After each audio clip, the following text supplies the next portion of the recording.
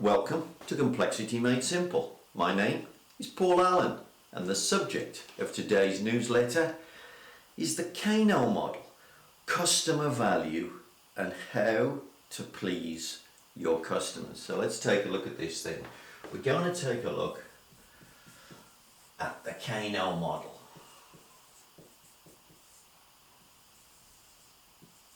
Which is all about,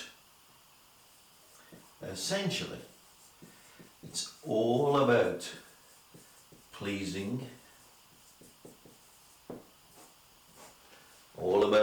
your customers. So I'm going to draw a little diagram for you. It just explains what the Kano model is. So let's just pop this thing up. So what we're going to have is how satisfied the customer is.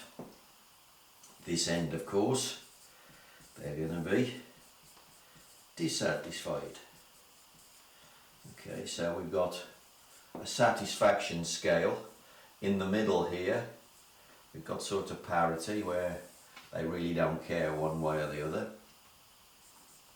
And on this scale, what we've got essentially is whether a feature or a service is present or absent. So if you design something into your product or your service, or you leave it out, so whether it's present or absent. Now essentially there are three levels of sort of customer satisfaction, three things that the customer's thinking, or in some cases not thinking, to be fair. This isn't necessarily the obvious things that's in your customer's mind, and sometimes these are important things in this Kano model. So the first level of quality that a customer is interested in is basically the expected quality. The expected quality. Now this is just something that they expect to be there. They're not going to ask for it. I wouldn't buy the product without it. So for example, these days, expected quality on a car, you expect 4 doors and you expect windows in the doors. You expect it to be protect you from the elements. That's expected quality today. Once upon a time, if you look back at the Model T Ford, etc., I think it had doors, but it had no windows. Don't think it even had a roof originally. So nowadays, that's expected quality. We wouldn't buy a car without that. So we don't specify it. Now the problem with expected quality, the only thing expected quality can do is piss your customers off. So typically what you get here is this.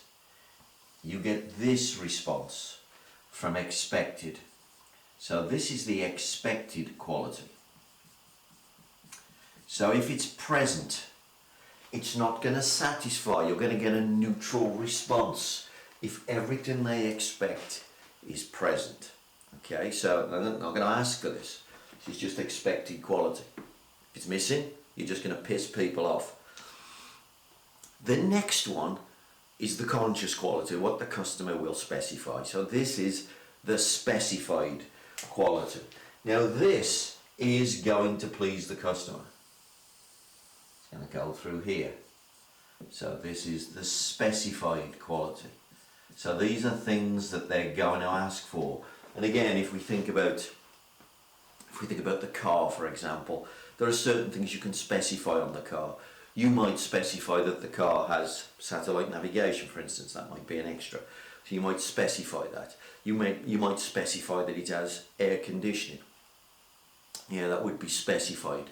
And the more that you can specify, the more you can get these things that you want, the more satisfied you're going to be. Of course, sometimes it's not like building a product like it is with a car. Sometimes you can't get everything that you want. So sometimes when you're buying a house, you want location, you want 4 bedrooms, you want a big garden, you want the bedrooms to be configured in a certain way. And maybe you can only get 4 out of 5 of those. Yeah, so, but the more you can get, the more satisfied you're going to be. These are the things that we want and we consciously ask for. Okay, and this will give you satisfaction if they're present. And the last level of quality, and this is where the power is potentially in your product or service. These are known as delighters. This is exciting quality, okay? Exciting quality. Now these are the things the customer didn't expect. Now if they're absent, the customer won't notice because they won't have expected that. But if they're present, this is known as exciting quality. If they're present, you can smash the competition out of the water with this stuff because it simply delights the customer. A really great example of a company that's got in the zone where they constantly delight us are these things. This is the Apple iPhone. Apple in particular consciously try to delight us. They consciously try to bring something out. Like, I don't know, the last time they upgraded, Siri was present. Nobody asked for Siri. Nobody asked for the phone to start talking to you and be your personal assistant. But they're trying to find delighters. They're trying to find exciting quality. Because if they find exciting quality, it smashes the competition out of the water. So there are your 3 levels of quality.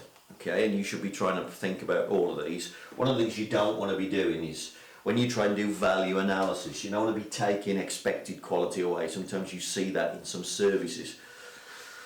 They take something away that's expected. If you take that away, you're going to dissatisfy your customer really quickly. Now, one of the problems with these 3 is how fast they change.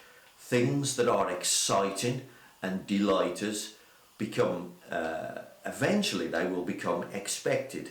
So as I mentioned, putting 4 doors and 4 windows on a car once upon a time, that would have been a delighter. Now it's expected.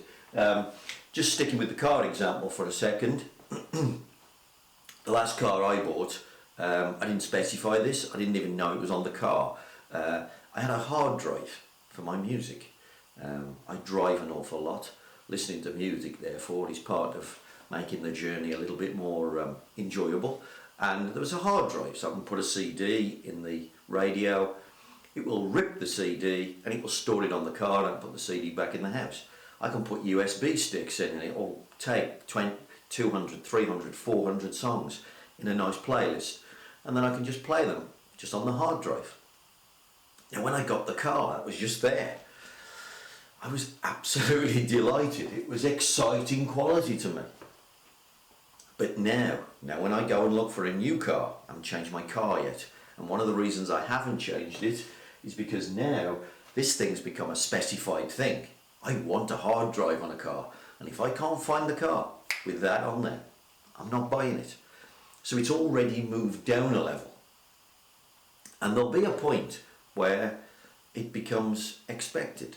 All cars will have them, like air conditioning is becoming expected almost now. So you have to be really careful. So because you have to constantly work, this is where you have to constantly work on the exciting quality. You have to do something none of your competition is doing. You have to do something that nobody's thought about.